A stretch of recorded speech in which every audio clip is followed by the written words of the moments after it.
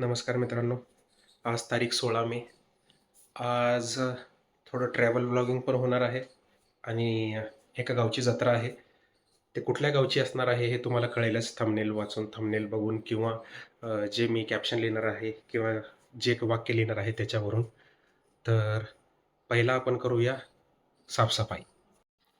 मम्मीची तब्येत खराब असल्यामुळं चला आपण पहिला झाडू मारून घेऊया. भेटतो तुम्हाला झाडू मारून झाल्यावर. झाडू मारून झालेला आहे, कचरा भरूनही झालेला आहे. चला आता थोडं पेट पूजा करू. मी तो हमला दूध गरम करून देतो. आम्ही बिस्किट खातो. चला आपण थोडं झाडाला बघूया लिंबू लागली ती का. थांबा. हे बघा लिंबूचं झाड. लिंबू लागेल हाय का. ये पहिला लिंबू. आणि कुठं हाय का. किधर को हाय लिंबू. इथं हाय दुसरा लिंबू. आणि कुठं हाय का. ये बाबू तिसरा लिंबू. एक लिंबू खाली पडेल हाय. भेटलं भेटलं भेटलं. आज शरबत करून पिवाला होते. आणि कुठं हाय का लिंबू. ये लिंबू. कुठं आहे लिंबू. ये लिंबू. राहू दे. एक मेलाला लिंबू घेऊन चाललाय आपण. शाला. हे मिशो, मला एक लिंबू मिळालं मिशो. हा घे मिशो. मम्मीची तब्येत थोडी खराब असल्यामुळं आपणच दूध तर गरम करून घेऊया. चलो.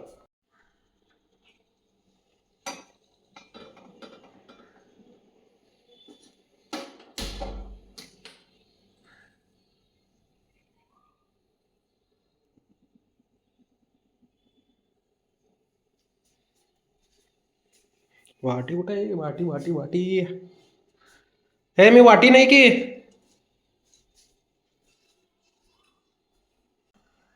भांडीवाली भाभी आले नसल्यामुळं आपल्याला भांडी धुवून घ्यावं लागते. कसं व्हायचं आपलं फ्युचर ट्रेनिंग सुरू आहे. चकाचक. दूध बी गरम झाले आपलं. चला.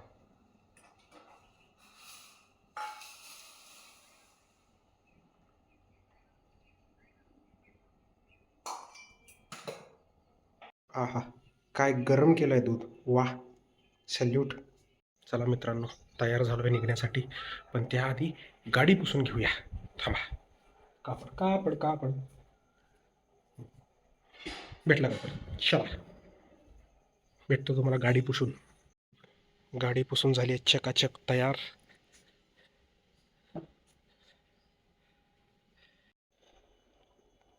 डबा चेक, पाणी चेक, डोकं चेक, हेल्मेट, टोपी चेक, मास्क, बॅग.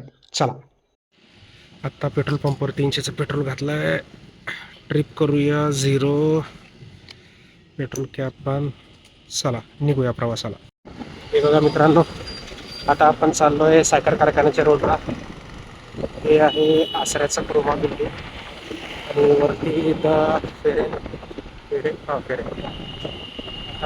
जाण्यासाठी आपल्याला 2 मार्ग आहेत. एक साखर कारखान्यापासून लेफ्ट घेतलं की कुंभारी आणि एक आहे सरळ जेऊर. इथून सरळ हुटगी स्टेशन, जेऊर, तिल्लाटी गेट. हां बरोबर. तर आपण तिल्लाटी गेटने जाऊया, काहीतरी नवीन. चला भेटूया मध्ये.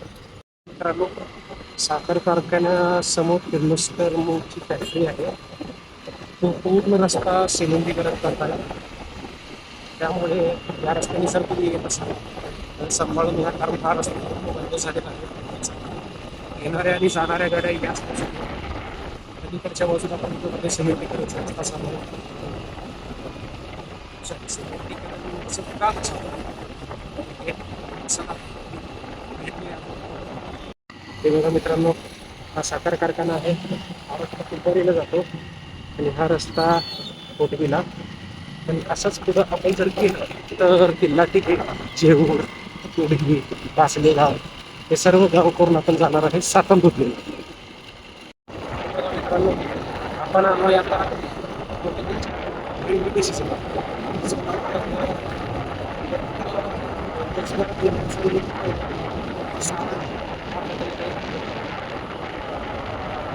एक सरळ जातो सरळ जातो.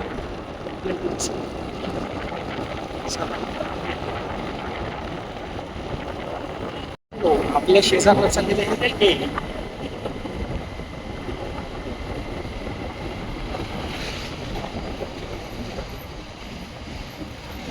आणि हो, माझ्या लेफ्ट साईडला आहे सिमेंटचा.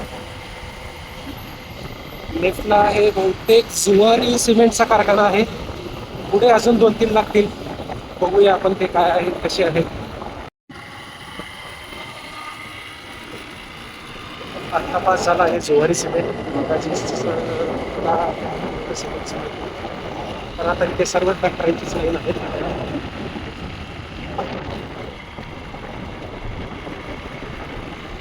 आपण आलोय किल्लाटी गेटचं.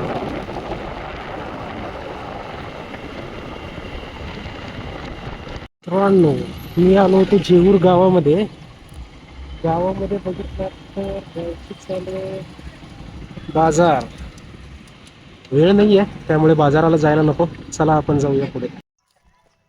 चला, पोहोचलोय सातंदुधनी गावात. हेल्मेट काढूया 2 मिनिट. पहिला महादेवाच्या पाया पडून घेऊया. महादेवाचं मंदिर.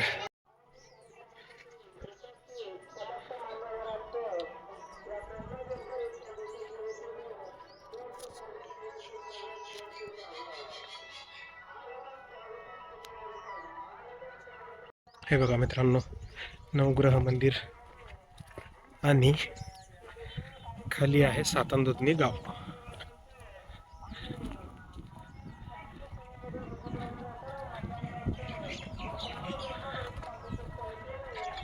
हा आहे सातंदुधनी गावचा तांडा आणि तिथं आहे सातंदुधनी गाव. चला मित्रांनो, माझी मानलेली बहीण आणि विद्यार्थिनी साक्षीबाई आज जत्रेला घेऊन चाललेत. हे पुंडली काय कुठं चला सर गावात जाऊन चला भेटूया पुढं.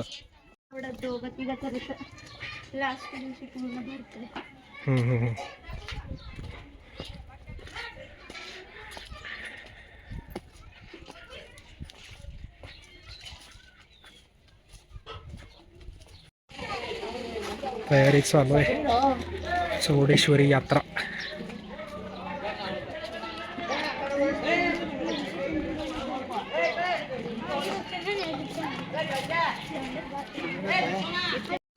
चौडेश्वरी देवीचा फोटो व्हिडिओ काढणं मनाई आहे, त्यामुळे नाही दाखवलो. आता जाऊया जत्रेच्या बाजाराकडं. महिना साक्षीबाई इथं पण आपले विद्यार्थी राहतात ना. खेळणी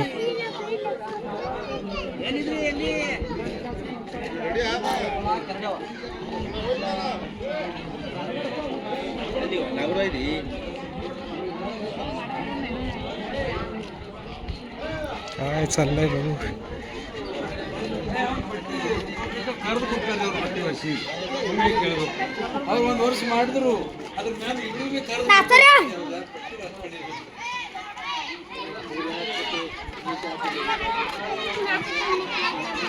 एवढंच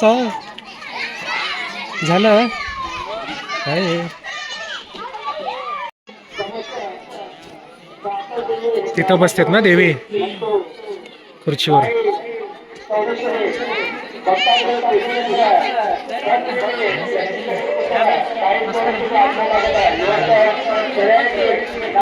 हे आमचे विद्यार्थिनी युट्यूबर येणार आहे बाई आता.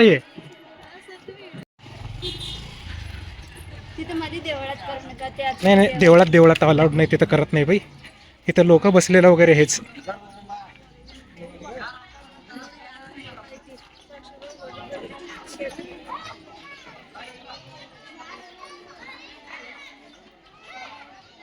इथे सगळे जेवायला लागलेत.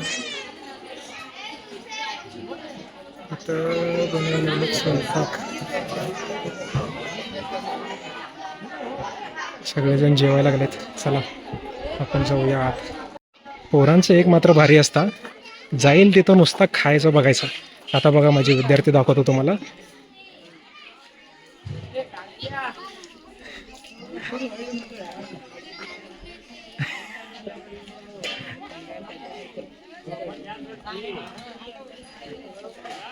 हे आमचे विद्यार्थी.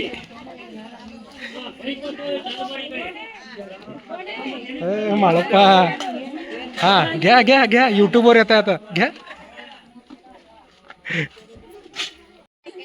हे आमचे विद्यार्थी मला ताट लावून आणलेत आणि मी ह्यांना पाणी भरून आणलो. ज्या विद्यार्थिनीने मला बोलवलं होतं ती आमची साक्षीबाई, जिला मी बहीणसुद्धा म्हणतो, ती मला भाऊ मानते. तिची मोठी बहीणसुद्धा माझी विद्यार्थिनी होती, अस्मिताबाई. सकाळचं जेवण मी डबा घेऊन आलो होतो, महादेवाच्या मंदिरात बसून जेवलो. दुपारच्या जेवणाला मात्र साक्षीबाईंच्या घरच्यांनी मला बोलवून जेवू घातलं. आणि हो काकू, भजी एक नंबर झाले होते. इतके भारी झाले होते की तुम्ही त्याचं हॉटेलसुद्धा टाकू शकता. आणि भजी हा माझा आवडता पदार्थ आहे, तळलेला पदार्थांमधला एक. आणि जेवत असताना एक जाणवलं की आपण ऐकलं असेल एक वाक्य की शेतकऱ्याच्या घरामध्ये कधी कोणी गेलं किंवा कुठलीही मदत मागितली तर तो कधीही रिकाम्या हाताने जात नाही किंवा अर्ध्या हाताने जात नाही. तसंच आज काही झालं. साक्षीचे वडील, अस्मिताचे वडील हे शेतकरी आहेत. त्यांच्या घरामध्ये इतक्या मोकळ्यापणाने मला वागणूक दिली किंवा मनापासून जेवू घातलं, असं वाटलं की मी खरंच त्यांचा मुलगा आहे का काय. त्यासाठी धन्यवाद काकू, जर तुम्ही बघत असाल, आणि काकासुद्धा. असंच प्रेम राहू दे तुमचं, तुमच्या फॅमिलीचं, आणि साक्षीबाई, अस्मिताबाई तुमचं देखील. आत्तापुरतं तरी इतकंच. चला, तुम्ही मस्त सनसेट येऊन एन्जॉय करा.